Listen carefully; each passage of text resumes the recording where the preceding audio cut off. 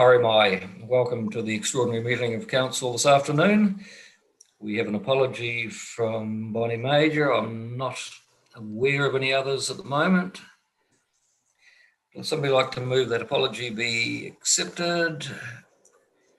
Moved by Ellen, seconded by Jeremy. All in favour, raise your hand, say aye. Aye. Declarations of interest. I haven't been made aware of any this afternoon. I'm not aware of any public forums, petitions, deputations, nor the notification of extraordinary or urgent business, supplementary reports or other.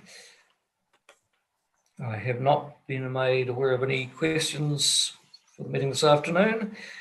So we'll move to item 7, staff report, and item 1 is draft environment south in response to managing exotic afforestation initiatives. And I think we have Janelle getting ready to share the screen, and so we'll hand over to Janelle and Rachel to lead us into this. Perfect. Thank you, Chair. So we have the draft submission to the proposed changes to the emissions trading scheme that we need to present to Council and seek any feedback, and hopefully at the end of this session get approval to lodge the submission. Everything has been sent out to you to have a bit of a look at. So just to run you through the draft response, it's taken some of the conversations that we've had, particularly over the last 2 or 3 months, and incorporated this into the submission that, although we acknowledge that there is some potential land use issues with having exotic forestry as a blanket term coming in and receiving carbon credits for permanent exotic forestry, we don't necessarily support having a blanket removal of that coming out of the emissions trading scheme and the ability to get carbon credits. With that, we've included a range of suggestions and I guess caveats in that we're very concerned by the blanket use of terms such as exotic forestry, because as we've discussed quite heavily previously, that exotic forestry covers a range of different trees and not all of them are bad. And in some cases, even the ones that might be classed as bad aren't necessarily bad in the short term. Taking points that were raised in strategy and policy a couple of weeks ago about whether there was an option missing in this paper and whether there was a fourth option, which is really that regional leadership approach to saying have the appropriate government regulatory frameworks in place from a national level, but let us manage this from a regional perspective, because we know our landscapes, we know our economic makeup, we know our social makeup, and it's maybe a better approach to be looking after these matters at a regional level. Again, we go through and caution the government just about the reform process. So part of the proposed changes from the potential emissions trading scheme change will see changes to the Resource Management Act, which we know from previous discussions as well that is being replaced by other pieces of legislation in the coming years. So to make tweaks to the Resource Management Act, knowing that it's going to be replaced and that we're going through a process of talking through that seems a little bit have many terms in my head. It seems a little perverse will be the term that I use. We've also had a bit of a discussion as well about the impact of pest species, and that there's other areas that the government could be investing their time and energy into as well that will see not just climate change outcomes, but that bigger picture of climate change, biodiversity, water and land use. We also ask the Ministry in this submission to have a review of the overall emissions trading scheme, and perhaps that's a better place for them to be sitting at this point, rather than reactionary tweaks to perceived threats at a moment in time. There is the need for the ETS to be more encompassing of a range of different areas where carbon credits could be awarded or received. And there's also just a brief discussion about the proposed changes to average accounting as well. So what I've got up on the screen is just 5 key take-home messages that we're proposing just to put in the front of the submission, so that the members of the public service that will need to read all of the submissions don't have to go into the dark depths of each of them. They can see our 5 key points and positions up front. The other thing to note is that we've been in conversation with Southland District Council. They're very happy with the draft submission, and I'm more than happy to make it a joint submission if Council agrees to that as well.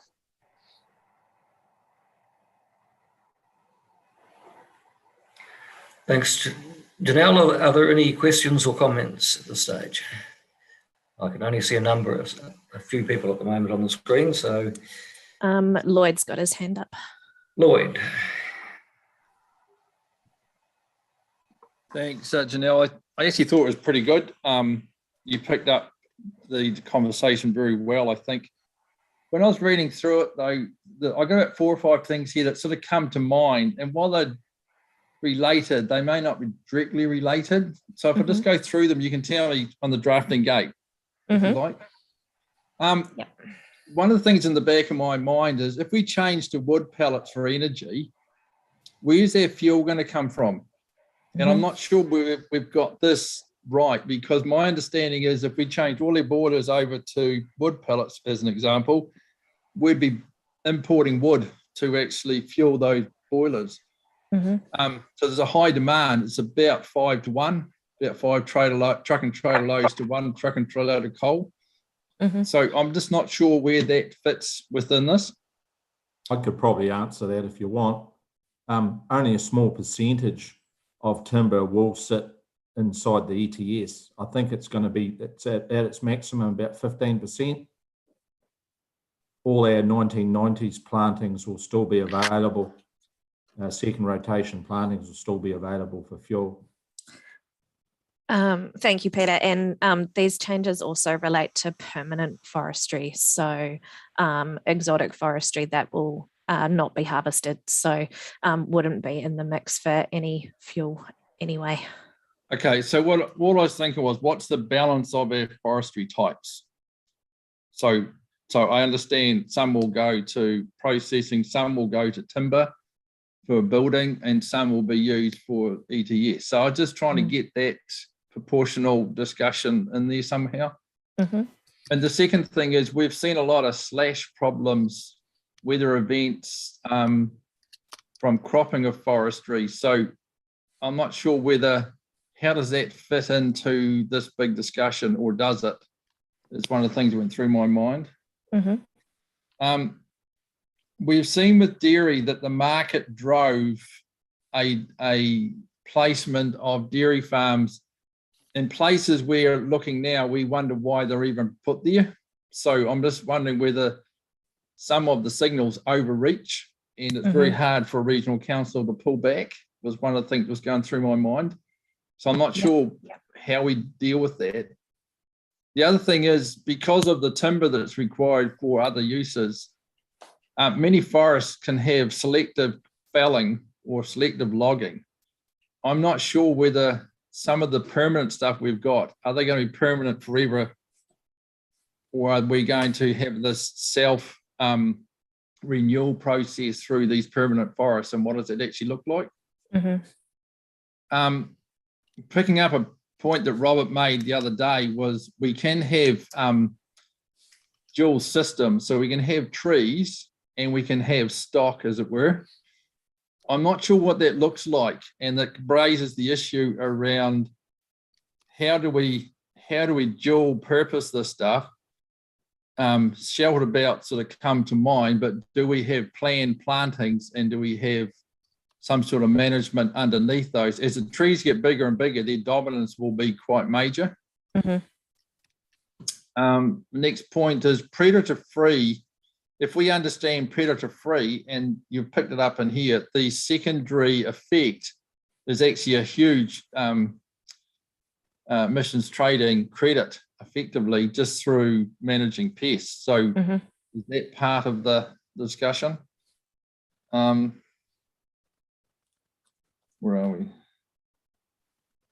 Yeah, that's that one. And And the same point as you raise, I just want to make sure our modeling's correct, because I'm looking for improvement through our a directional change, I suppose you could say. And we want to make sure that we're actually seeing the benefits of that. Yep. So that was just sitting in the back of my mind as I went through, and some of that's appropriate and some of it's not. But unless we look at the bigger, wider picture, then sometimes we miss what we're trying to do. Yeah. I can respond to the predator-free component. I don't think it's on the horizon as much as what it should be. And I think it's something that as a region, we should definitely be pushing. And I think some of the points about, I guess, more of that systemic, it's kind of that bigger approach rather than the reactionary approach that we're seeing. So to me, this is reacting to a moment in time issue. And what we're asking the government to do is, with everything that's going on, it needs to happen collectively, but we also need to be looking at that bigger picture as well. So yeah, we can definitely make sure that we're really hitting that point home for this response, but also I think in a lot of the work that we do moving forward, that's got to be front and center as one of our considerations. I've got, I can see Robert and Peter. If there's others indicating, somebody will let me know, but Robert, then Peter. And then Eric. Thanks, Mr. Chairman. Yeah, with regard to the wood pellet question that Lloyd put, there's an enormous opportunity for Environment Southland here, and led by Great South perhaps, to grow and manage dedicated forests for wood pelleting. And the system to use is coppicing, not felling. You don't get any slash, you don't get any waste, you don't have to replant, you don't disturb the soil. It's got 1,000 benefits. We've got land.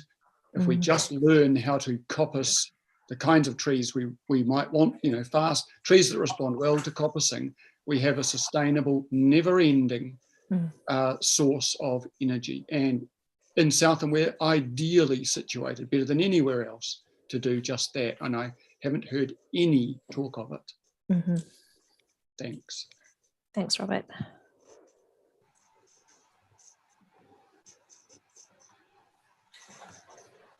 Peter? Thanks, Mr. Chairman. Yeah, well done with this, Janelle. It's a fantastic piece of work. Like, the complication and all this stuff is pretty high. And the other thing that people tend to forget, that all this is extremely new to everybody.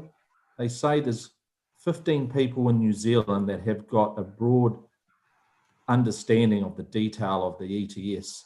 So as we go on, we'll learn more. So also think that Lloyd brought up earlier about predator-free stuff. When we do get an opportunity to talk directly or consult on the ETS, there is a facility that we can use that to reward. I'm worried about all types of plantings and people walking away.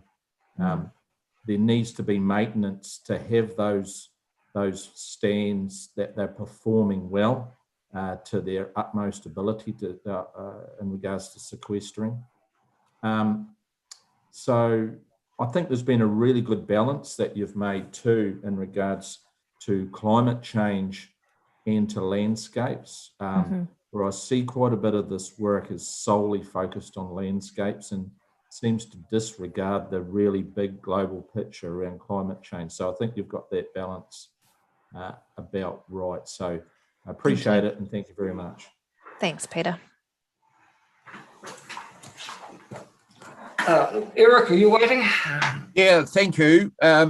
By and large, I'm pretty happy with what we've come up with here, Janelle, but I just need a bit of an explanation about the first box that you've got there. We say talk about permanent exotic forestry, and I'm still not clear what that term actually means. One of the concerns that's been raised with foreign investment into New Zealand land is that they might just plant exotic forestry and sort of spray and walk away, that it's not ever going to be harvested.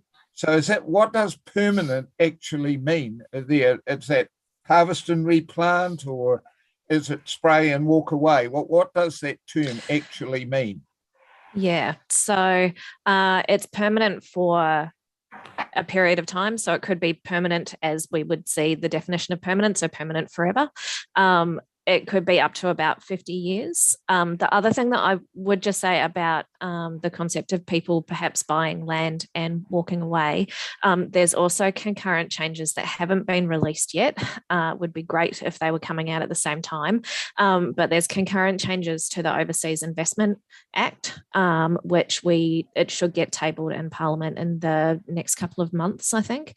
And they're proposing quite strict changes to the test about what type of land you can buy and for what reasons, in the hope that that particular side of the equation will get addressed as well. Given that we haven't actually seen that, I still think that we need some kind of comment in there about the risks, because when forest is harvested, there is, depending on use, I understand, some sort of payback. So it is quite incentivized towards just walking away and leaving. And I just think somehow or other we need to cover that off. And what you're saying may well be true, but we haven't seen it. And it would be good if we could just make some sort of comment about the risk there of that.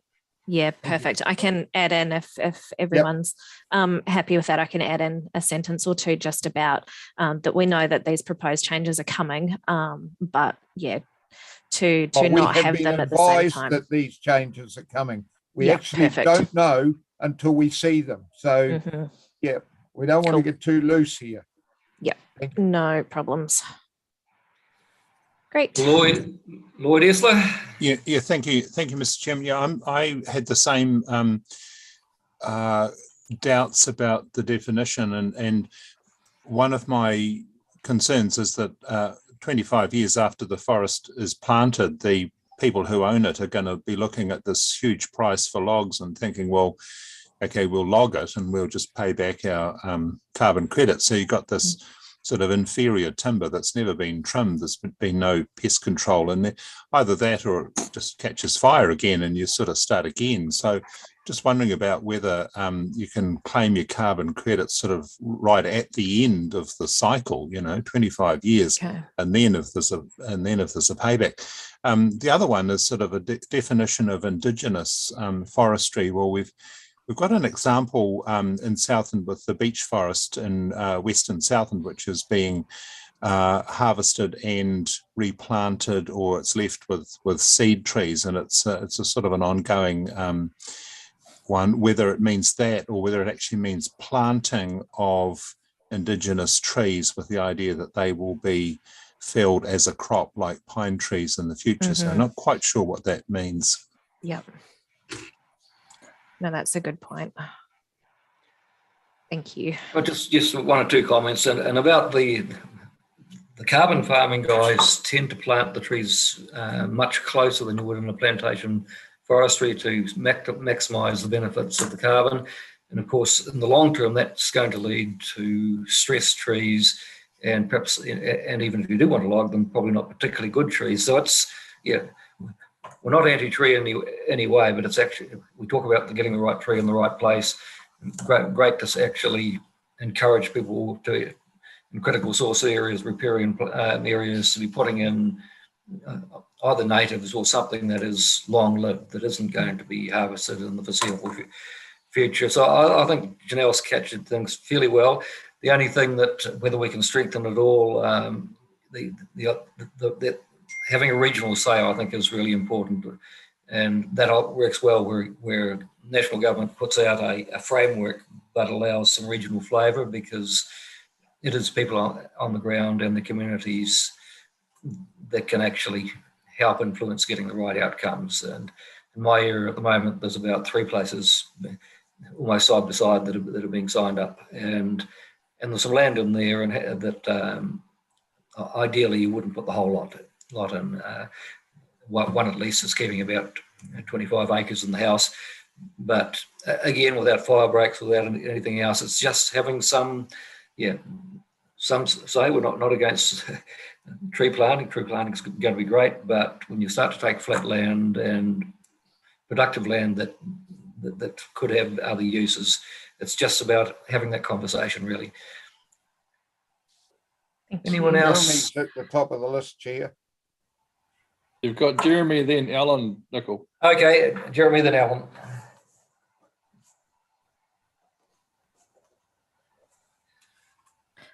Can't hear you, Jeremy. Got your mute on. Doesn't appear to have, but we can't hear him.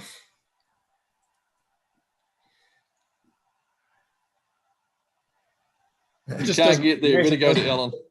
Let's go to Alan in the meantime. We'll come back to Jeremy when he might be able to solve his technological problem. Yeah, thanks, Mr. Chair. So I just wanted to ask the question. I'm happy with what we've got there. But I know on a couple of times we've talked about we encourage the ministry to undertake a review of all current ETS settings. So is that a realistic request, or is there a date in the future for a further review of the ETS settings, or are we going to have to work harder and just write that into this report to get the ministry to review ETS settings, because this is a specific issue that they're consulting on, and so I know we can have an opportunity perhaps to bring in other points, but largely this is about the forestry. And so do you know, could there be an opportunity for a wider, or is there a date set for a wider review, or is that not your knowledge? So that's a great question. They do a 12-monthly review of the ETS from a technical perspective to make sure that it retains currency. So there's a few pieces of regulation change that's out for consultation at the moment, but really focuses a bit more on the technical aspects. So to make sure that, the carbon accounting process is completely up to date, along with, current economic modelling and also science and those kind of things. In terms of doing a wholesale, let's open it up and consider whether we want, different tracks of vegetation, riparian planting, or whatever it might be to be included for carbon credits. There's no real mechanism to do that outside of having it as an advocacy piece to ask government to make those changes or to open that review up. As to whether that's a feasible response or whether that's a feasible thing that could actually happen, it would have to be the product of a bit of advocacy to government to get them to actually consider it, would be my perspective. And just some of the conversations we've had with ministers, there does seem to be an appetite, particularly in the case of encouraging riparian planting, to actually have a look at the sort of the rigid settings that are there. Whether it'll happen, we'll wait and see, but that would certainly help. Jeremy, let's have another go for you now. No, not yet. No. Put it in the chat, Jeremy. Jeremy, have you got your phone? Why don't you call us? We'll be able to see you speaking.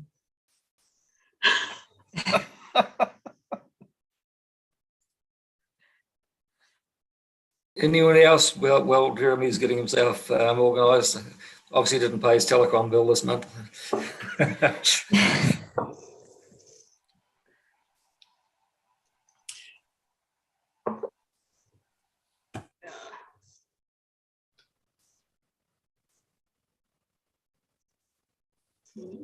Oh, there he is. He's telling you to move on because you can't get through. All right. Okay. Now, do you want to just give, as a matter of courtesy, do you want to give Jeremy a call later and just pick up directly from him because he's got technical issues? No Thanks, problems. That's a good idea. So is he good everyone chat? I don't. Oh no, yes, he must be good. I see he has had one comment about happy with option 4 regional flavour. So we've got that bit at least, Jeremy. Okay, right. Sorry. Hopefully he's just joined through sound. He has. Okay, Jeremy, try again. You're still on mute. You're right. You're still on mute, Jeremy. Try taking the mute off. Right. Ah, he's there. He's there. Yeah, I know you don't want to hear me anyway. Yeah, no, all happy, and oh, is that me? Sorry. No. Just is that me coming through? Yeah. So that we've got a lot of mice in the house. Better. Yes, if Everything's good. Everything's good. Okay. Thank you. okay.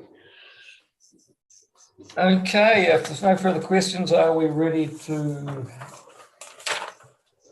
move some recommendations? I'll move that, Mr. Chairman, with the changes that Janelle's picked up through today. Okay, so that's moved. So you're moving 1, 2, and 3, seconded by Alan. Any further discussion? I'll put the motion.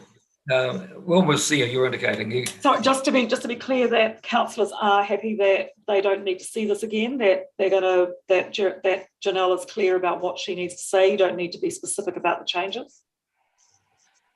We happy with that? No, Yep. I am, and I'm also happy, Wilma, if SDC want to come on board and make it a dual, I'm happy with that as well. Yeah, so we'll need to add that. I think that's smart. Yeah. We'll need to add that to the decisions. Yep. Well, I wondered whether we did that separately as a separate resolution. Yep, as a separate resolution. Yeah. Okay, I see David there now. You whether he wants to make any comments before we put that? No, all good, Mr. Chairman. We're all good. Okay. I thought, no, good report, and also Eric covered what I was, my concerns. Thanks. Great, thank you. Okay, been moved and seconded. All in favour will say aye and raise your hands. Aye. Against, no, carried. And I guess what the second resolution, have we made the offer to the other councils, or are they just not responded? It's I'm extremely happy to have. I think it adds weight. We've got STC on the bottom. It would be better if we had Gore and Invercargill. I would open it up, Mr. Chairman, through a resolution that basically said if any other councils want to come in, I'd be happy with that. Well, this council would be happy with that. Can I Robert talk wants to speak. Yeah. Robert? Yeah, just about that and the involvement of the other councils. Are they of a like mind, and what position do we put ourselves in by having them joining with them on this? Will it affect us down the track if they've got ideas that we don't, and then we find that we've got a subtle alliance that's difficult to talk around? Well, I think at a high level, we've been given an indication at the Mayoral Forum that they see Environment Southland as leading the climate change debate, obviously with good confiscations and support. Really came out over Great South, putting their hand up for quite a bit of money to do the same sort of things, and that was sort of pushed back, with basically saying they saw us as leading that. So I think at a high level, the office there, they don't have to just wonder whether, Mr. Chair, whether there's enough time to get any feedback, any genuine feedback from those other councils. If a SDC has seen this and have commented, that's fine. But with Easter and so forth, and you are reasonably tight on dates, aren't you? The 22nd. Yeah. So this needs to be with the department by the middle of next week. And with Easter and Southland Anniversary holiday, there's going to be no decision from any other councils in time. Can we just move on with SDC? Yep, cool. Actually, Robert, I could say that I do talk to 1 or 2 other councillors from the province too, and there seems to be, in my view, quite broad alignment with what we've come up with here with others. I know it's not official, but there does seem to be quite universal in people's thinking around this issue. And from, just to add to that as well, from an SDC have reviewed the draft submission, and they were more than happy with it as it stands, subject to any changes that we make as a result of this meeting today. All right, thank you. So I know Lloyd moved that. Do we get a seconder for that motion that we include SDC on the bottom? Alan? Any further discussion? I'll put the motion. All in favour say aye. Raise your hands. Aye. Very good. Okay.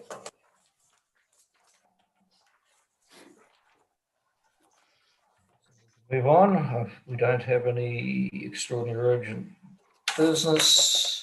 No public excluded. So on that note, I will thank you for your comments and declare the extraordinary meeting